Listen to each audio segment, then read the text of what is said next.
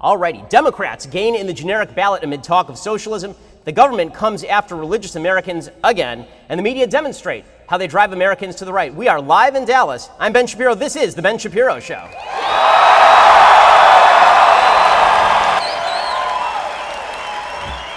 Well, let's get into it. So, a lot to get to here today, a lot to get to tonight. President Trump is trolling the left again. We'll get to that. We'll also get to Andrew Cuomo, who's an idiot. First, I'd like to remind you, this is Texas. Come on, everybody loves their Second Amendment rights. And if you are a gun lover, then you need to enter to win your brand new gun from the USCCA. If not, what are you waiting for? You're about to miss the deadline. The Gun a Day giveaway ends very soon. You could get up to 17 chances to win your gun daily, but only if you act right now. Could be 17 Kimbers, 17 Glocks, 17 SIGs, or even 17 AR-15s. Head over to defendyourfamilynow.com to reveal which gun you could be taking home today. But hurry, the free guns aren't going to last for long. Today's gun disappears at midnight tonight. The USCCA wants to get more guns into the hands of responsibly armed Americans like you because the left will try to take away your gun rights. The USCCA will fight back. They are here to help train and protect the protectors, so don't put it off. Don't miss your chance because you could win a new gun every single day. Just go to defendyourfamilynow.com to enter right now. Again, you only have until midnight tonight to win today's gun. Go to defendyourfamilynow.com. That is defendyourfamilynow.com. The USCCA does wonderful work educating people who want to carry guns legally and in law-abiding fashion, making the country a safer place. Go check them out right now at defendyourfamilynow.com. Again, that is defendyourfamilynow.com. Okay. So the Democrats have decided on their program for the next election cycle. And their program for the next election cycle goes something like this: socialism plus race talk plus getting up in our grill. That is the basic idea of the Democratic platform come 2018 and come 2020. And right now. And President Trump, I think, actually has this relatively well pegged in his own peculiar fashion. The president tweeted out this today. It's pretty spectacular. The president tweeted out, "Happy birthday to the leader of the Democrat Party, Maxine Waters." And I will admit, the president of the United States is a master troll. I mean, he is just fantastic at trolling, folks. Clearly, he is ready to troll Maxine Waters, but what he says has a ring of truth to it. The Democratic Party is no longer the party of even Chuck Schumer. The Democratic Party is now the party of people like Maxine Waters and the party of people like Alexandria Ocasio-Cortez and the party of Bernie Sanders. And the key to this whole philosophy, the key to the whole left philosophy, is that America is not that wonderful. America is not that great. So Andrew Cuomo, the governor of New York, who's in a running gun battle with his brother Chris for stupidest Cuomo in America. I'll get to Chris a little bit later on. Andrew Cuomo did a speech, I believe it was last night, and it was released today, in which he suggested that he has a certain perspective on America. Here's what Andrew Cuomo, the block of wood that runs New York, had to say about the United States. We're not going to make America great again. It was never that great. We have not reached greatness. We will reach greatness when every American is fully engaged. We will reach greatness when discrimination and stereotyping against women, 51% of our population, is gone, and every woman's full potential is realized and unleashed, and every woman is making her full contribution. When that happens, this nation is going to be taken even higher. That is one of the stupidest things I have ever heard, and we are all stupider for having heard it. So even Andrew Cuomo was bright enough to realize that this was not a smart thing to say. So his office clarified. They released a statement after he said this, and here was their statement. Governor Cuomo disagrees with the president. The governor believes America is great and that her full greatness will be fully realized when every man, woman, and child has full equality. America has not yet reached its maximum potential. So, in other words, what he meant when he said America was not great and has never been great is that America is great but is not great enough. Which, I don't know about you guys, that's what I heard. Right? That's what when I first heard that, I was like, of course he means America is great. Now, the truth is that the reason that he has to say this is because he's running against Cynthia Nixon. This is not a minority viewpoint in the Democratic Party. It's a growing viewpoint inside the Democratic Party that America is a bad place. Now, in order for you to come up with the idea that America is a bad place, you have to be comparing America to something that doesn't exist. And when you listen to what Cuomo says right there, he basically makes that clear. What he says is we have to live in a country where 51% of the population is treated with utter respect, and there is no crime, and everything is wonderful, and everybody loves each other, and unicorns poop rainbows, and everything is just as utopian as it could possibly be. Well, if that is your vision of what America has to be in order for you to say that America is great or was great, then America will never be great, because that's something you can never reach. It's very easy to say that something, if you're comparing your wife to a model who's not even a real person who ages, right? It's some sort of virtual model, then your wife is never going to be that. Okay, if you're comparing America to something that is never going to exist, it's very easy to say America was never great. Now, of course America was great. Of course America is great. It is the greatest force for bringing people all around the world out of poverty in history. America, more than anything, is great not because it is financially powerful or militarily powerful, although I think you could argue that there are hundreds of millions of people around the world not living in poverty and not living under tyranny who would thank us for being that powerful. The reason that America really is great is because we are founded on the greatest idea in the history of humanity when it comes to government. And that is the idea of God-given rights protected by limited government. Right? That's what makes America fantastic. Correct, it's the liberty and freedom that America represents that the left hates, though, right? That's the part that they don't actually like. And what Chris Cuomo is doing here is he is trying to head off at the pass Cynthia Nixon. So Cynthia Nixon, you'll remember from being the least likable member of the Sex and the City crew, which is saying a lot. And she is running against him, and she is a full-fledged, hardcore socialist. She was at Netroots a couple of weeks ago, and she said, listen, if they're going to call us all socialists, well, we may as well be socialists. And Cuomo needs to cut her off at the pass, right? She'll probably win 30% of the primary vote against Andrew Cuomo, and therefore he needs to move to the left to cut her off. What's happening is a recentering of the Democratic Party. There's a lot of talk in the last couple of weeks, if you've watched any of the election analysis, about how this whole socialist upswing, it's being exaggerated inside the Democratic Party. Nate Silver tweeted out that 89% of all the candidates who won primaries are mainstream Democrats, not socialists. But that's not really the question. The question is, are mainstream Democrats now embracing the tenets of socialism in order to prevent socialists from drinking their milkshake? And that's what's happening with Cuomo. Cuomo is moving to the left specifically in order to prevent Cynthia Nixon and people like Cynthia Nixon from drinking his milkshake. And you can see this growing inside the Democratic Party. There's a Gallup poll that came out in the last couple of days, and it showed that a majority of Democrats no longer hold a positive view of capitalism. Nearly 60% of Democrats feel good about socialism. Now, you know who holds a positive view of capitalism? Who does not hold a positive view of capitalism but feels really good about socialism? Somebody who spent their entire life living under capitalism and no time living under socialism.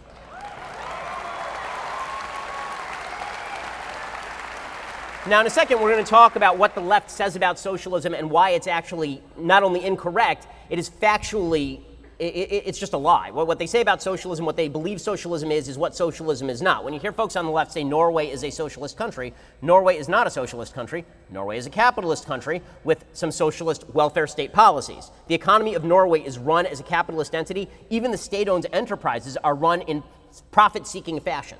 Okay, the basis of the Democratic Socialists of America, it's in their platform, is that profit is to be eschewed. You're not supposed to have profit. Profit's bad. So even Norway says that's not correct. But the Democrats have sort of shifted the definition of socialism to make it warm and fuzzy and Nordic, when in reality that's not actually what's happening at all. So the polls show Democrats are moving in the direction of socialism. And what you see when you actually dig down into this is that Democrats don't even know what socialism is. They don't even know what they're talking about. Perfect example of this is the Vermont Democratic gubernatorial candidate, Christine Hallquist, who happens to be a transgender woman, which means that he is a biological man who believes that he is a woman. And Christine Hallquist was on CNN talking about his program for Vermont. I use his, again, the reason I say this is because I use pronouns based on biology, not based on what you think you are. Christine Hallquist is being quizzed by CNN about his perspective on the economy. And here is what Christine Hallquist has to say. It's pretty amazing.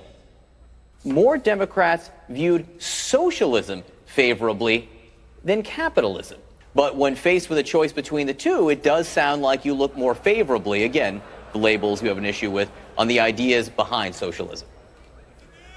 Well, yes, and I'm not sure I even know what socialism is, so I just don't have the background to answer that question. I don't know what socialism is, but I am one. I mean, there are some other things that this person thinks they are, but they don't understand the definition of.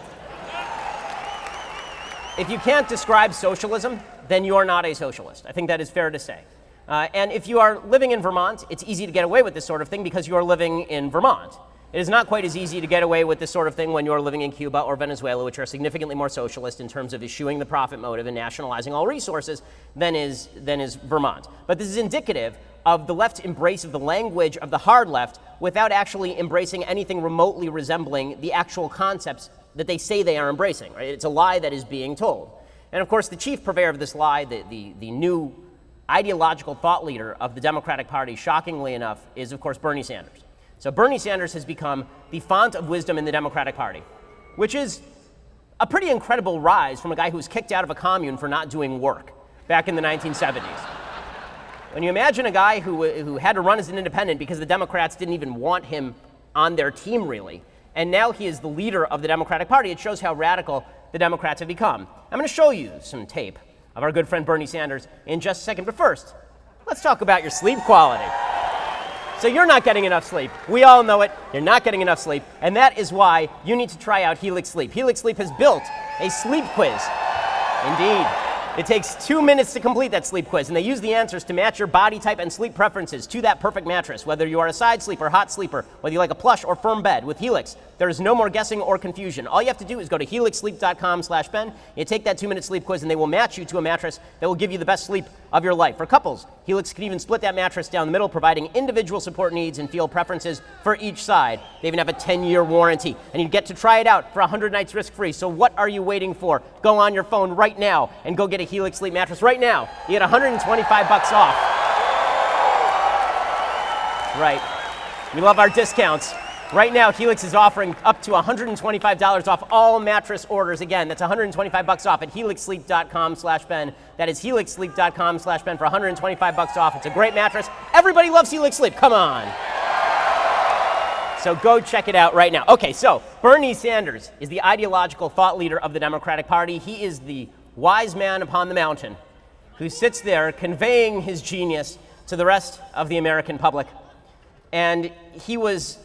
Yeah, he's stupid. But Bernie Sanders, I run out of accolades for Bernie Sanders. He was on CBS this morning discussing why America is fundamentally immoral and wrong. And this links up with the Andrew Cuomo perspective that America is inherently bad. What would make America better is if America were no longer America. If America were to embrace all of these other programs and policies that America has historically not embraced because we believe in individual liberty over collective redistribution.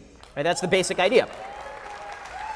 So Bernie Sanders is on with CBS this morning, and he explains why America is fundamentally immoral. It's fundamentally immoral, and it is fundamentally wrong. And I would like my pudding cup, please, before I keel over. My blood sugar is simply too low. I cannot handle this any longer. Please play the clip. I think that there is growing resentment, not only among young people, who in many cases are going to have a lower standard of living than their parents. I think that there is an understanding there is something fundamentally immoral and wrong about a nation in which we have 3 people who own more wealth than the bottom half of the American people. That does not make sense. One of the things that you have to love about Bernie Sanders is that his take on economics is so disconnected from the reality of economics. The only thing I can think to analogize it to is the use of his hands to what he's saying. Right? They're completely disconnected. And he's just saying, he's sitting there and he's talking to you and you don't know what he is doing with his hands, but it just seems like at the end he's going to be doing the Macarena. No one understands why. No one understands why. But what's really great about Bernie is what Bernie does is he says, there are problems in life, and these problems are bad problems, and that means socialism. It's like, so, okay, there are 3 rich people and a lot of poor people. Unless you can show me that the rich people stole from the poor people, I don't know what Bernie Sanders' problem is. I don't begrudge Bernie Sanders his lake house other than I paid for it because I'm a taxpayer. But if he had actually worked in private industry and bought a lake house, then I certainly don't begrudge him his lake house. Bernie Sanders' entire priority is pointing out inequalities that are endemic to the human condition. Right? Every society has inequality. The question is not the inequality. The question is, how are poor people in the United States living? And the answer is poor people in the United States live better than poor people at any time in any place in human history, and it's not particularly close. And that's not to say that we can't have community programs that are designed to help poor people. It doesn't mean that there isn't endemic corruption to the American government that benefits some at the expense of others. What it does mean is that for him to sit there and suggest that income inequality is indicative of America being immoral is to ignore all of human history as well as any context. And that's a serious problem for Bernie Sanders in this entire perspective. Now, the good news for Bernie Sanders is that the media will never ask him about any of this. And I want to show you the evidence of this. So CBS's Biana Galadraga, she was interviewing Bernie, and they reached the end of the interview. And he's gone through 15 minutes of interview. And when they reached the end of the interview, she finally says, she's about to ask him how he's going to pay for any of this. And then, shockingly, they run out of time. It's unbelievable. They just run out. It's amazing. Watch. Of course, the response from many is we like the ideas. How do we pay for them? This conversation, of course, will continue, but we've run out of time, Senator. Thank you for joining Oh, what a us. pity. Oh, what a pity. Now, it's funny how the conversation always runs out of time at just that point in the conversation. Right? Alexandria Ocasio-Cortez, listen, when I offered to either debate her or have her on the show, I wasn't doing so because I am just in love with the idea of spending time with Alexandria Ocasio-Cortez. I'm doing so because I would like for someone to actually ask her a series of questions about how she intends to pay for things. Because what happens is she goes on left shows and the media, and they say things like, well, how are you going to pay for that? And she says, well, the Republicans never pay for anything. It's like, well, that's kind of true, but how are you going to pay for, I don't know, the quadrupling of federal spending that you are now proposing? And then they run out of time. And it's highly, highly irritating. But that's the good news for Democrats. All they have to do is go out and complain about how the world is, and then they can pose solutions that have no relation to reality. By the way, this is a terrible recipe for life. Just for every individual in the audience, leading a successful life is about recognizing the realities of the world and then dealing with those realities as they are. The people who have the hardest time in life, whether it's in relationships or whether it is in economics, those people are people who refuse to recognize the realities on the ground. Instead, they rebel against the realities. It shouldn't be this way. It shouldn't be this way. Well, there's certain things that shouldn't be because it's an act of oppression. Right? The American Revolution happened because there were certain things that shouldn't be this way and that we could change. But there are a lot of things about how human beings operate that are not changeable. Right? The fact is that there are certain people who are going to be smarter than others. As I know well, there are certain people who are going to be taller than others. Right? There are lots of discrepancies and disparities in life. Accepting those discrepancies and disparities and then trying to deal with those, not on a collective level, but by working within the rules, is the way you have a successful society. Complaining and yelling at the moon is the way you have an unsuccessful society, and a society in which we tear each other apart and tear each other down. But that is, I think, is what so many Democrats and members of the media want at this point, is to separate us and tear us down, which brings us to the second prong of the Democratic program, and that second prong is, of course, the race issue, right? So we've already heard that their first prong is a bunch of free crap, and they won't say how to pay for it, and America's terrible. That's prong number one. And then there is prong number two, and prong number two is everybody I disagree with is a racist. Now, the best example that I could find today, this is really an astonishing example. So if you followed the news at all today, what you saw was that John Brennan, who's the former CIA director under Barack Obama, had his security clearance revoked by President Trump. And frankly, I think rightly so. I don't even understand the policy where your security clearance operates beyond your actual working for the government. It doesn't make any sense to me. If you want to contract with the government, for anybody, right, this is not a partisan issue, it seems to me weird. They are out of government, but somebody can come spill classified secrets to you, and it's totally okay because you still have your security clearance. With Brennan, it's a particular issue because Brennan is an extraordinarily politically active Democrat. He was, even when he was at the CIA. Kimberly Strassel over at the Wall Street Journal had a piece back in July in which she detailed exactly how it was that Brennan was basically feeding information to Harry Reid in order to have Harry Reid come out and suggest that there was Russian collusion between Russia and then candidate Donald Trump. Strassel talked about that at the time. So revoking Brennan's security clearance seems to me like kind of a no-brainer, honestly. And the White House explained why exactly they did it. They said, Mr. Brennan's lying and recent conduct, characterized by increasingly frenzied commentary, is wholly inconsistent with access to the nation's most closely held secrets and facilitates the aim of our adversaries, which is to sow division and chaos. Now, it seems to me what they really should just say is that Brennan doesn't work with the government anymore. He doesn't need a security clearance. It's a little bit weird to have this particular president talking about like frenzied commentary and eccentric conduct and behavior as a rationale for not seeing secret information. I mean, he's the president, he's elected, Brennan is not elected, so he has the ability to say that, fine. But the part of this that's really weird is what the Democrats actually had to say about this, what the left is saying about this, because what you're about to hear is that there are people on the left who believe that the Brennan thing has to do with racism. Brennan, if you hadn't noticed, is not a person of color. Right? Brennan is whiter than the back side of this piece of paper. Right? But it has to do with racism. I'll explain in just a minute. But first, let's talk about 23andMe. It's a DNA testing service that ought to be used on Elizabeth Warren at the first available opportunity.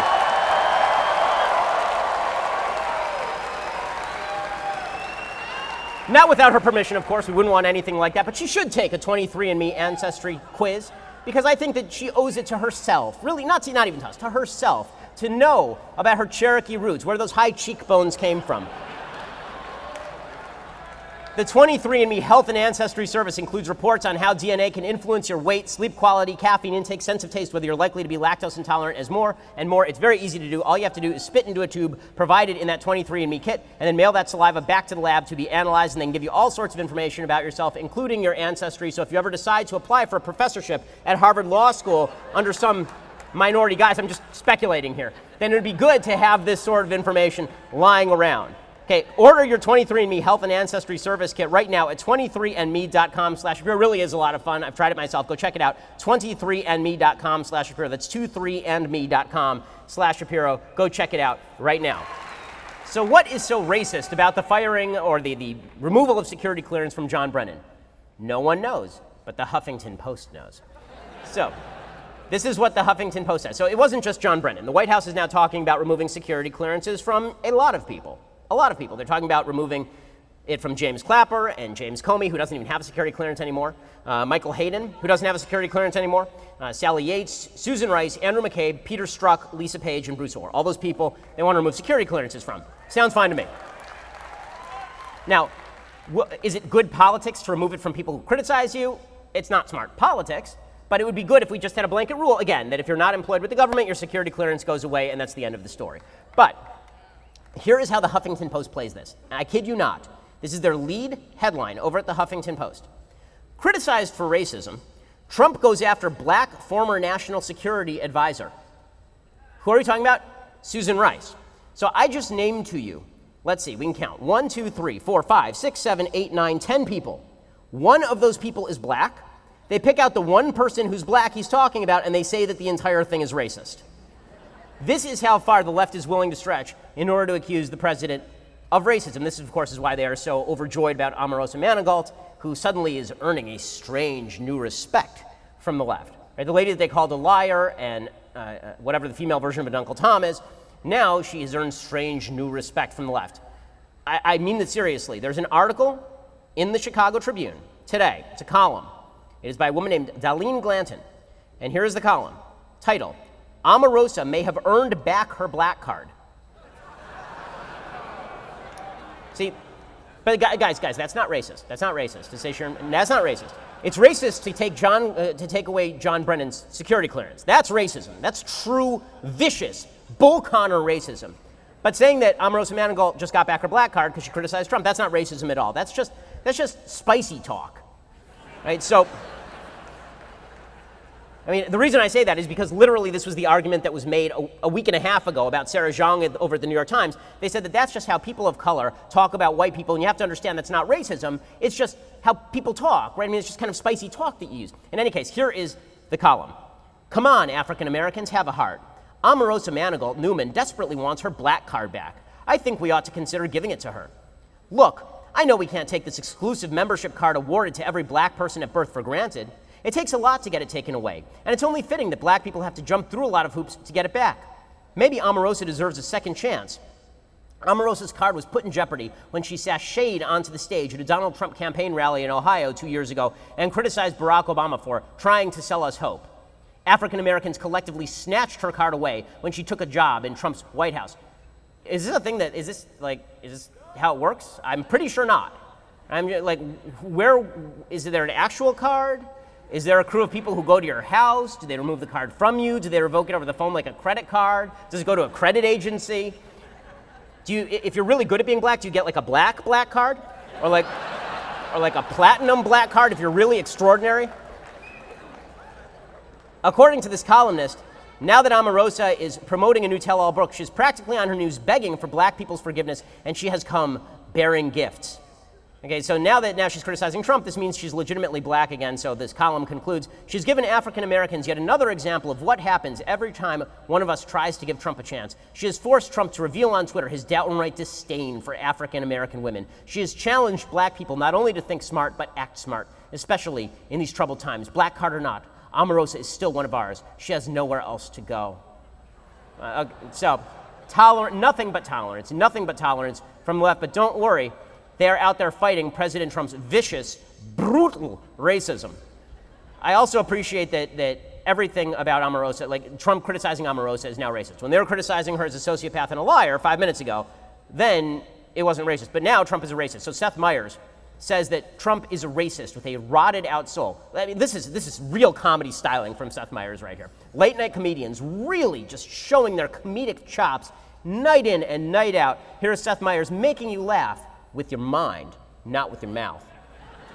We had our fun here, but in regards to this Omarosa business, let's not forget that anyone who calls a black woman a dog is a racist with a rotted out soul. Okay, and that's when the clapter comes, right? It's not laughter, it's clapter. That's where the entire audience awkwardly claps, and then we say, oh, it's a new kind of comedy, a comedy without laughter. It's so deep, it's so great. Now, how Democrats hope to win with this message, that Trump is a racist, and by extension, everybody else is a racist. And they're actually making that argument explicit, like Charles Blow over at the New York Times. He says that if the aptly named Charles Blow at the New York Times, he says if the Trump N-word tape is real, Omarosa has been going around peddling this idea that there is a tape of President Trump saying the N-word. So far, we have seen zero evidence of this. I'm extraordinarily skeptical of this claim because he's been president for a year and a half. He ran a highly contentious race. We got tape of him talking about grabbing women by the genitals. You figure if that one's out there, probably somebody would have paid for it by this point. But Charles Blow says if that tape surfaces, it would increase his support because everybody in this room, everybody on the right, secretly loves the N-word. Even though I've never used the N-word in my life and hate the N-word, and I've said openly that I think that if President Trump is caught using the N-word disparagingly on tape, it might be time for a primary challenge. Even people like me, I would actually be celebrating if the N-word tape is real, is what Charles Blow has to say. I think that if you found the tape of him using the N-word, it might actually increase his support among the people who support him. Okay. This does nothing to them. They are so baked in. They believe wholeheartedly in this approach that he is taking. The castigation of an entire half of the country as racist, sexist, bigoted, and homophobic didn't work for Hillary Clinton, but they're going to double down on that, and then they're going to combine it with Bernie Sanders' socialism and hope that this somehow achieves electoral victory. Now, maybe it'll work, but only if the right is so toxic that it drives the middle away. Because the fact is the left is so toxic, it is driving the middle away. It should be driving the middle away. Their program is to control. Their program is to condemn. Their program is to suggest that anyone who disagrees with them is somehow morally bankrupt. The New York Times has an amazing piece. It just came out tonight, going after me personally, which is always fun. It's always a badge of honor when the New York Times comes after you, because I don't know how to describe it except to say, like, every so often, my 2.5-year-old son just randomly decides to charge me and attack me. And it's really cute, and it's really fun, and I let him pretend to knock me over and the whole deal, except he's cute, and he's 2.5 years old. The New York Times has about the same impact, except it's the world's most famous newspaper. So they have a column, there's a column in the New York Times by a woman named Ginia Belafonte, and the column is titled Ignore, Condescend, Dismiss. Debate playbook for men facing women. Now you might think that's a really weird title for a column talking about how I challenged a woman to discuss issues with me. Did I ignore? Did I condescend? Did I dismiss? I offered to pay money to a charity of her choice or to her campaign to talk with me. But this is somehow ignoring, condescending, or dismissing her. Pretty amazing. I'm going to go through all of that in just a second. First, I have to remind you that if you are listening to this, then you ought to go over to dailywire.com right now and subscribe. For $9.99 a month, you get your subscription to dailywire.com. That means you get my show. It means you get the Andrew Klavan show. You get the execrable Michael Knowles show. I hope they're keeping him in the jail beneath this facility. And you also, when you spend $99 a year and get that annual subscription, you get this, the very greatest in all beverage vessels. Feel the magnificence emanating from it. You are in the presence of the vessel. The leftist tears, hot or cold tumbler. You get that with the annual subscription. Also, we have a Sunday special every Sunday when you subscribe at YouTube or iTunes. You get that as well, and that means that you get to see Greg Gutfeld. He's coming on Sunday, which is going to be a blast. So go check that out right now. We are the largest, fastest-growing conservative podcast in the nation.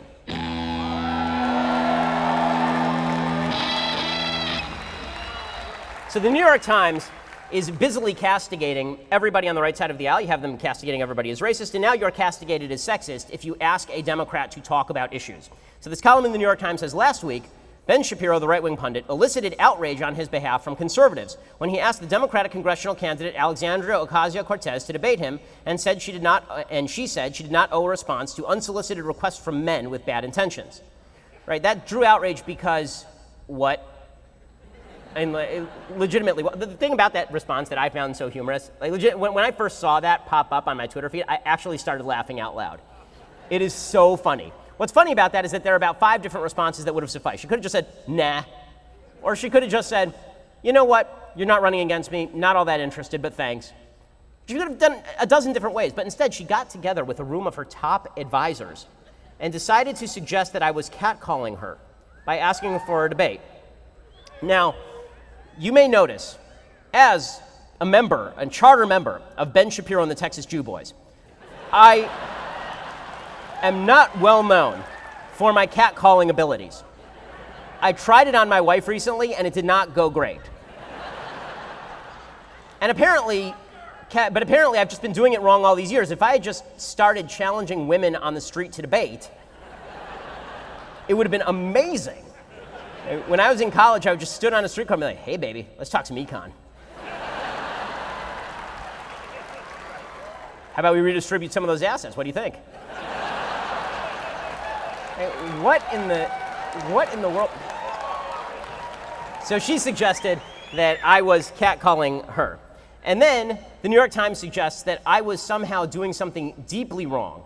This is what they say. Ms. Ocasio-Cortez is under no obligation to debate someone who is not running for anything. She does find herself, however, in the comparatively unusual position of igniting the interests of men who want to argue with her, whatever their motives. Well, I think it has more to do with the fact that you've declared her the face of the Democratic Party than that I just feel like talking to a former bartender from New York. I barely have friends to talk to, let alone random bartenders from New York. Why would I possibly do that? It was so funny. Somebody from the New York Times actually called me up about this story, and they said, so, do you think it was sexist to offer $10,000 to talk to Alexandria Ocasio-Cortez? I said, no, I'd give $50,000 to talk to Bernie right now on the phone. Are you kidding? But the idea here is, of course, that if you try to talk with the left, you are a sexist and a racist. If you don't try to talk with the left, you are a sexist and a racist. No matter what you do, you are a sexist and a racist. And then they wonder why people are running screaming from them. And then the screaming is going to become even louder because this is just an astonishing case that broke yesterday. It's really an amazing thing. And that is this case having to do with Masterpiece Cake Shop. So the government is coming after Masterpiece Cake Shop again. So Masterpiece Cake Shop, in case you didn't recall, is a religious baker. He lives in Colorado. His name is Jack Phillips. And he declined to bake a cake for a same-sex wedding. And this went all the way up to the Supreme Court because the Colorado Civil Rights Commission decided to fine him inordinate amounts of money because he would not bake a cake for a lesbian wedding because he is a Christian baker, which is his right in the United States of America. So this goes all the way up to the Supreme Court. This goes all the way to the Supreme Court, and the Supreme Court issues a very narrow ruling in which they say that you're not allowed to tell a religious baker that he must bake a same-sex wedding cake unless you're really nice about it. That's really what that ruling says. Now, for people who are celebrating the ruling basically said that the Colorado Civil Rights Commission was mean about it and condescending about it, and that's why it was unconstitutional. But if they had just said you have to bake the cake and done it in a nice fashion, it would have been okay. Well, that gave all sorts of ideas to folks on the left. So on Tuesday, Jack Phillips filed a new lawsuit against the Colorado Civil Rights Commission because the Civil Rights Commission has apparently issued a preliminary ruling penalizing him again, this time for not baking a gender transition celebration cake, which I didn't even know was a thing. I mean, the real question is it a cake or is it a pie? In any case, On the same day, the High Court agreed to review the masterpiece case, according to the Daily Caller. An attorney named Autumn Scardina called Phillips' shop and asked him to create a cake celebrating a sex transition. The caller asked the cake include a blue exterior and a pink interior, a reflection of Scardina's transgender identity. All right. Phillips declined to create the cake. In the months that followed, the bakery received requests for cakes featuring marijuana use, sexually explicit messages, calm down, guys, and satanic symbols as well. One solicitation submitted by email asked the cake shop to create a 3-tiered white cake depicting Satan licking a functional 9-inch sex toy. This guy has some creative ideas about cakes and too much time on his hands. So Phillips believes that Scardina made all these requests and then finally decided to go to the Civil Rights Commission and sue. So the Civil Rights Commission issued a preliminary penalty, and now he is suing the Civil Rights Commission. The left really wants to play this game. This is the game they want to play. This is the game where they force you to believe all the things that you don't believe and to behave in ways that they see fit to force you to behave. If they think there's a winning formula, socialism, you're a racist, and you're a religious bigot, and so we're going to force you to do everything in our power to violate your religion outside of your church and probably inside of your church in pretty short order, I just don't think that that is a solid pitch. And the media are helping out in making a non-solid pitch for Democrats. Honestly, like, Donald Trump is very unpopular as a president, just in terms of his popularity rating. He's popular with a particular group of people, but his overall popularity rating is not particularly high. He has a 50-50 shot at winning re-election because the left is this garbage. So, the New York Times, how crazy is the left? This is my favorite story of the day. This story is so good. It's so good. I saved it for you. I bring it to you. I bring it to you and I offer it in humble obeisance for your fandom. It is just spectacular. So, there is a advice column. There's an advice column in the New York Times. I know, why would you read it? What would you want their advice for? But apparently some people do. So somebody writes a letter, and he says that his name is Whitey. Now, this should have been the New York Times' first clue that maybe they were getting trolled. It was not. Because we have now reached the point in American politics where we are now violating what is called Poe's Law. Poe's Law is an internet law that basically says that if you are not extraordinarily clear about when you are being facetious on the internet, everyone will take you literally. That's exactly what happened in this case. Here is the advice letter. Dear Sugars, yes, that's the name of the advice columnist. I'm riddled with shame. White shame. This isn't helpful to me or to anyone, especially people of color. I feel like there is no me outside of my white, upper middle class cisgender identity. I feel like my literal existence hurts people, like I'm always taking up space that should belong to someone else. A human being wrote this. I consider myself an ally. I research proper etiquette, read writers of color, vote in a way that will not harm people of color and other vulnerable people. I engage in conversations about privilege with other white people. Boy, person is a real party. I take courses that will further educate me. I donated to Black Lives Matter, yet I fear that nothing is enough. Part of my fear comes from the fact that privilege is invisible to itself. What if I'm doing or saying insensitive things without realizing it? And then it continues. There's more. I don't talk about my feelings because it's hard to justify doing so while people of color are dying due to systemic racism, and making this conversation about me would be, again, centering whiteness. Yet bottling it up makes me feel an existential anger that I have a hard time channeling since I don't know my place. Instead of harnessing my privilege for greater good, I'm curled up in a ball of shame. How can I be more than my heritage? This was signed Whitey. But here's the best part. Okay, that's not even the good part. The good part is the response from Steve Almond, one of the Sugars. Shame and anger are powerful emotions, Whitey.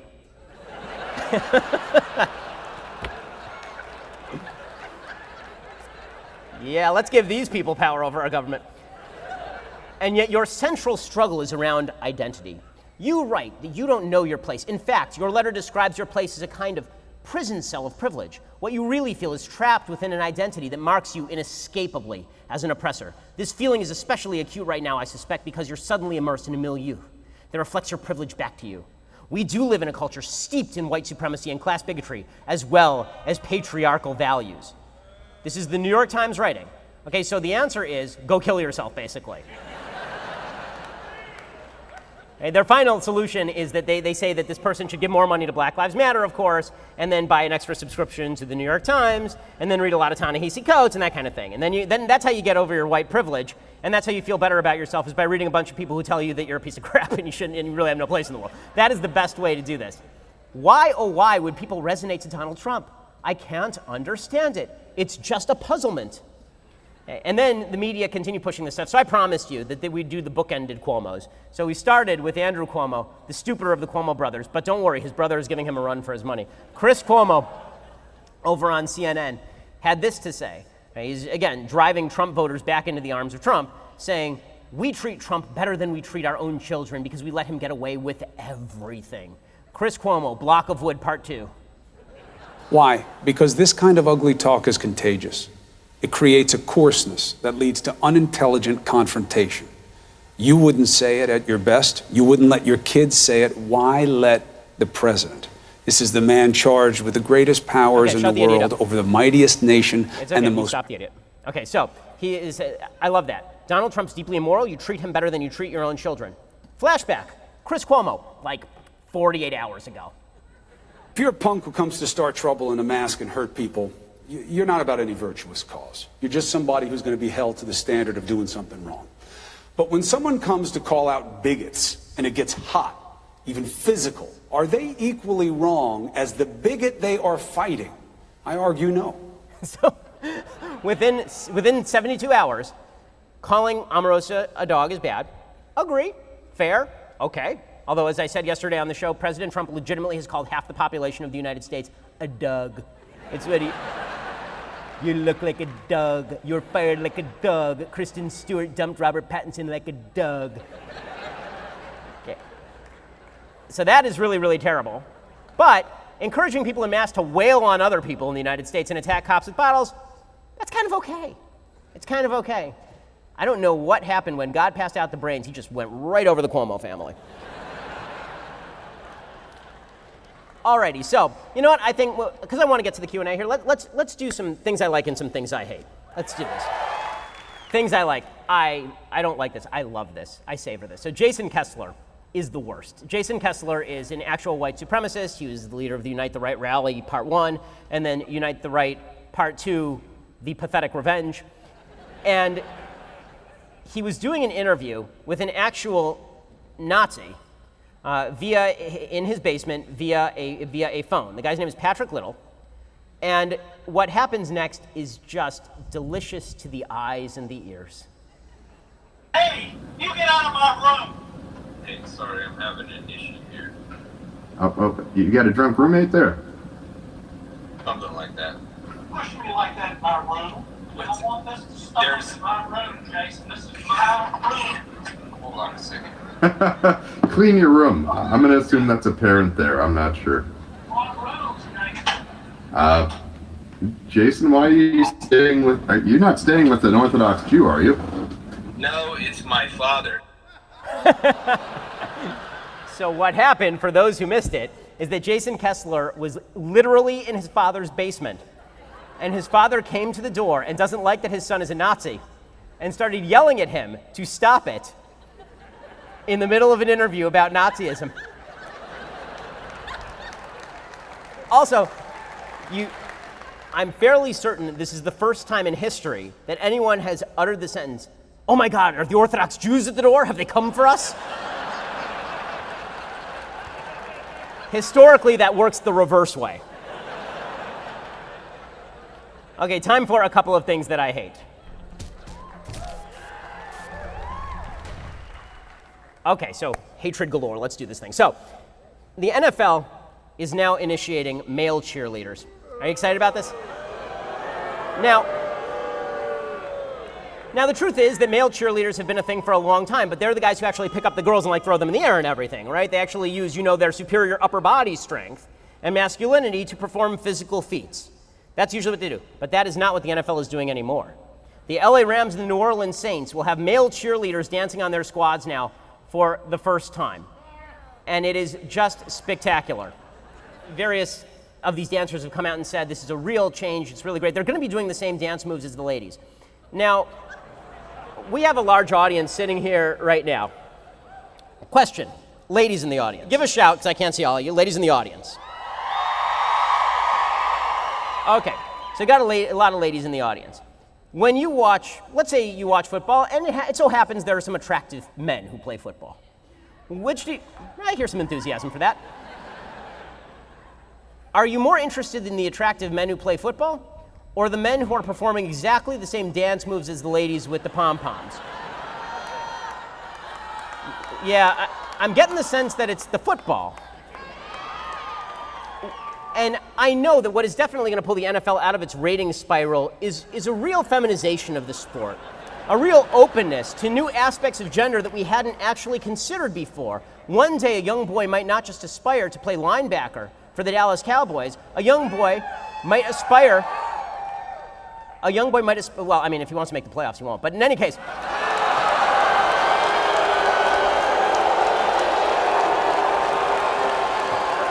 I'm just kidding, guys. I'm just kidding.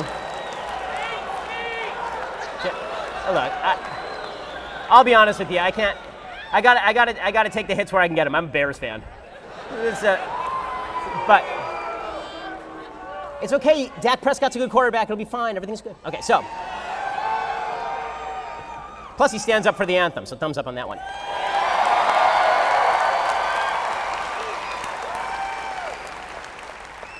But it seems to me that there are certain areas in American life where a little bit of teaching of sports would be good. And the masculine part of sports is a good thing. It's something I want to teach my own son. I'm not sure I want my son to play football because I'm not big on the brain damage, but I would want my son to play baseball. I would want my son to play basketball. I want my son to play sports because I do think that it inculcates not only team spirit, but a sense of responsibility. Sports is a meritocracy. It inculcates the idea that you are part of a team and there's something larger than you. All of this is good stuff. Now, it's fun. I don't care if boys are dancing. It really makes no difference to me at all. But to try and suggest that this is what the NFL has been lacking is just silly talk. The new audiences are going to be drawn in because they need to watch the two guys among the 24 hot women with bare midriffs. That's going to draw come on. Okay, so that's the thing that I hate. Other things that I hate. So Patton Oswalt was very upset. Patton Oswalt is the guy who is most famous for playing the voice of the rat in Ratatouille. He's also he's a comedian. He's been on a lot of shows. You probably recognize his face from some of these shows. So he tweeted out, he was very angry at me because I challenged Ocasio-Cortez to debate. So he tweeted out, why does Ben Shapiro want to debate Alexandria Ocasio-Cortez? He's not running for office. He should debate me. I'm also a short clown no one takes seriously.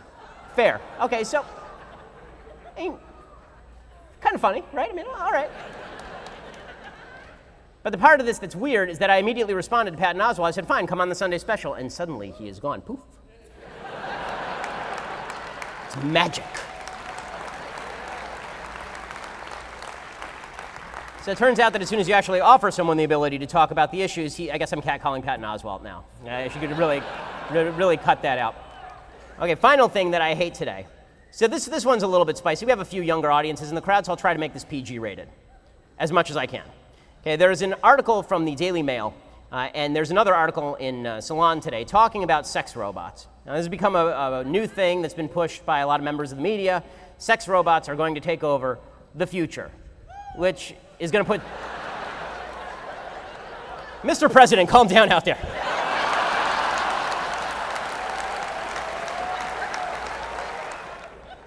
I mean, hardest hit, if sex robots take over the future, hardest hit Stormy Daniels, right? But the argument that is now being made is that sex robots could one day help failing marriages. This is according to the Daily Mail.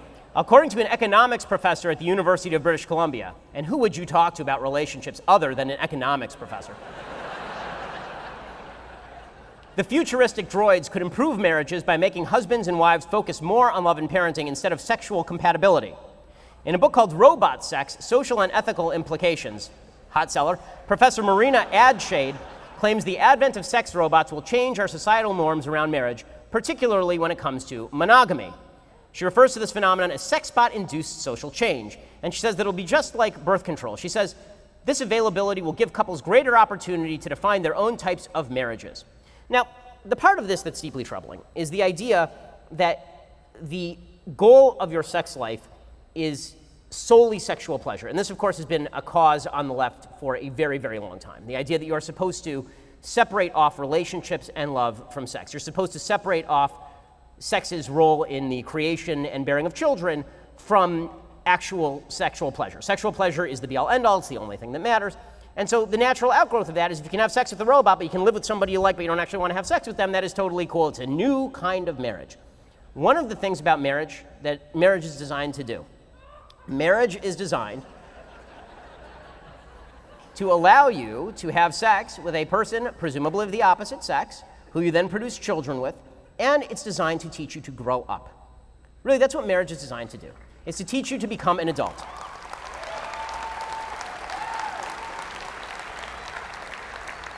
Our society has this really adolescent view of what marriage is, that marriage, or what sex is. That sex is supposed to be, every relationship you ever have is supposed to be like that first time in the back of a pickup truck when you were 17. That's what sex is going to be like your entire life, and that's what sex should always be. And that if sex isn't like that, something is missing in your relationship because your relationship is built around sex. And she's saying the predictable outgrowth of that is, okay, well, it's not going to be like that with your wife because you both get older, you know each other better, and there isn't that same excitement.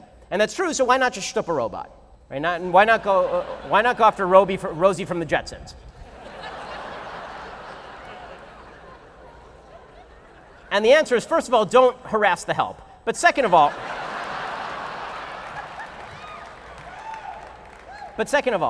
sexual compatibility is something that actually is built over time.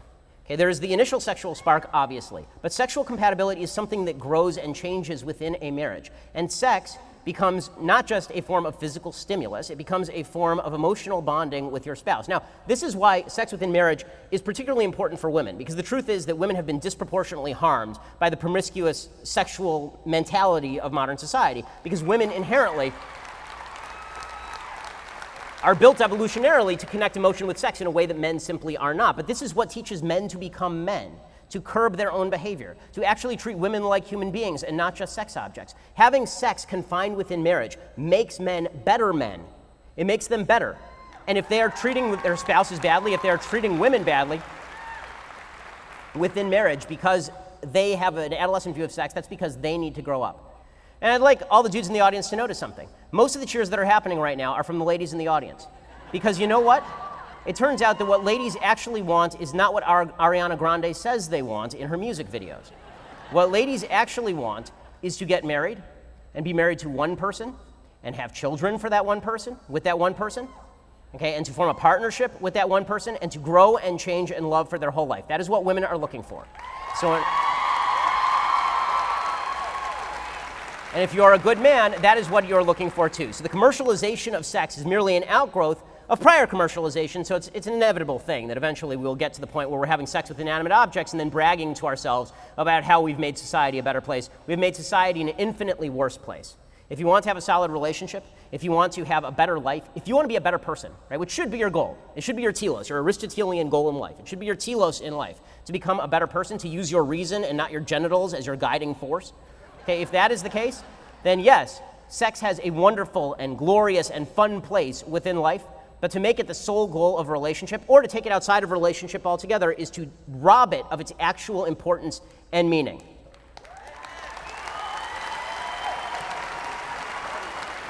Alrighty. Well, we'll have much more to talk about tomorrow. I'm Ben Shapiro. This is The Ben Shapiro Show. The Ben Shapiro Show is produced by Senya Villarreal, executive producer Jeremy Boring, senior producer Jonathan Hay. Our supervising producer is Mathis Glover, and our technical producer is Austin Stevens. Edited by Alex Zingaro. Audio is mixed by Mike Caramina. Hair and makeup is by Jesua Alvera. The Ben Shapiro Show is a Daily Wire Forward Publishing production. Copyright Forward Publishing 2018.